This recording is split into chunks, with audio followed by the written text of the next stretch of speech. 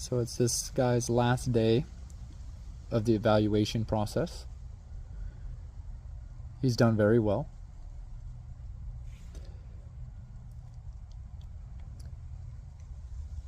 He had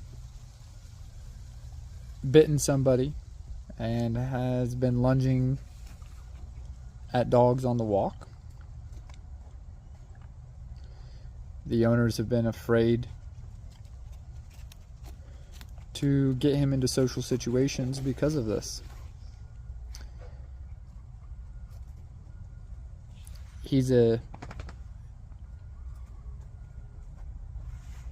insecure dog that has an edge, and so he needs strong leadership. Needs to be understood and lived with in a way that he understands.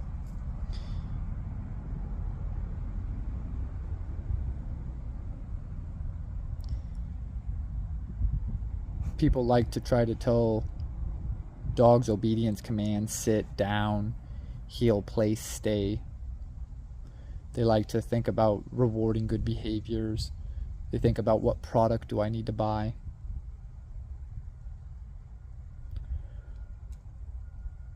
They think about burning the energy.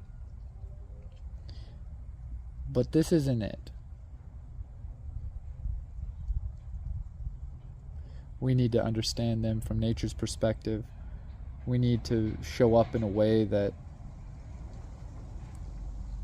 connects on. We connect onto them, they connect onto us.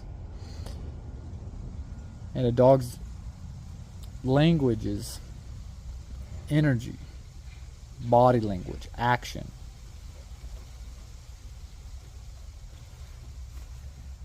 It's how we show up. It's who we are. How we navigate the world. And so with me, he's been doing very well.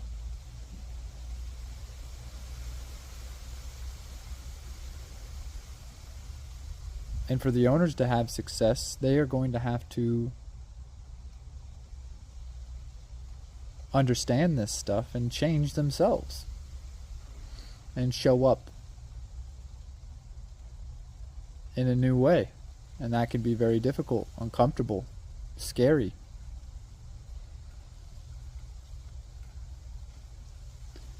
And this is what we will be looking to see if they're willing to. I have found a lot of people are not willing to because of this discomfort. Already uncomfortable because of the problems they're experiencing with their dog. But I find that a lot of times people would rather get rid of their dog and even kill their dog than make changes.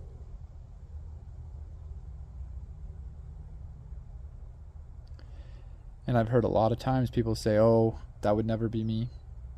I couldn't do that. And then I see them do it.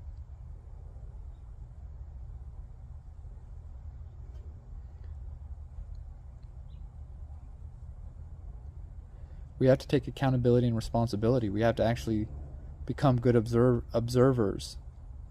We have to understand reality. And looking at our dogs through a pet lens is not it.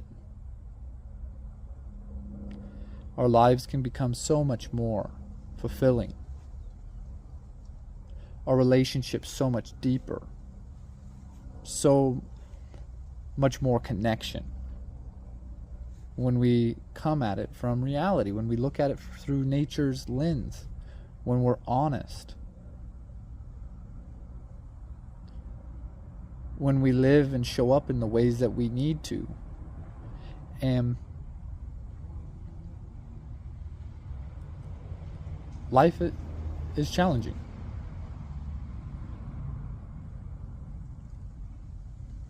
But it's even more challenging when you're going against it.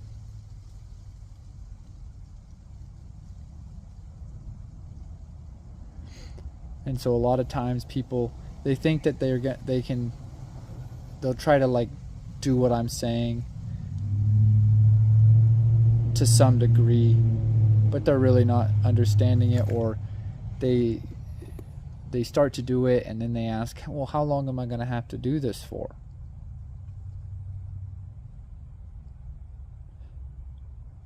And it's like, you're overweight and you start eating better, start living a healthy lifestyle, and then you say, well, how long am I going to have to do this for? Like, I want the results, but when can I get back to McDonald's?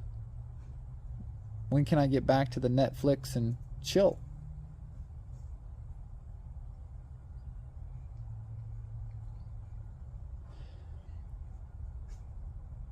There's a saying that you can't solve a problem with the same thinking that created it, and that's what's happening with our dogs. We're creating problems and trying to solve it with the same thinking that's creating it. And we think that that's what we're supposed to do, and so we just then say, well, it must be the dog. Or we'll think that we just can't provide them with as much exercise as they need, or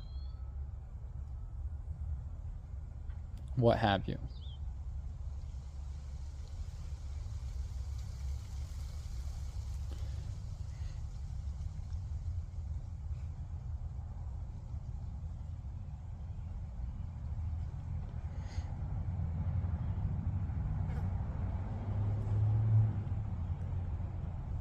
I see a lot of times people, when they look at the dog, they can't even think of a dog from the perspective of nature, because they say, well, they're domesticated.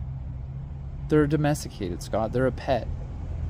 Even though out of the 1 billion dogs in the world, 80 to 85% of them are free-ranging dogs. They're not living as a pet.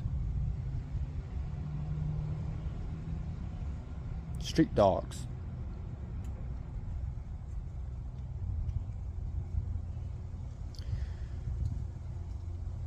We even look at ourselves and we say we're not animals. And when we say, I'm going to go out into nature today. No, you're always in nature. And you are an animal.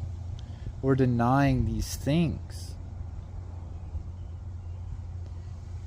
And we're doing that to ourselves, and we're suppressing and trying to hide these aspects from ourselves and from others.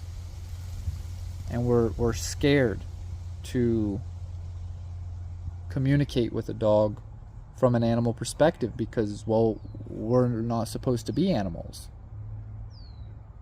We're civilized, domesticated. Anyways, we'll be back.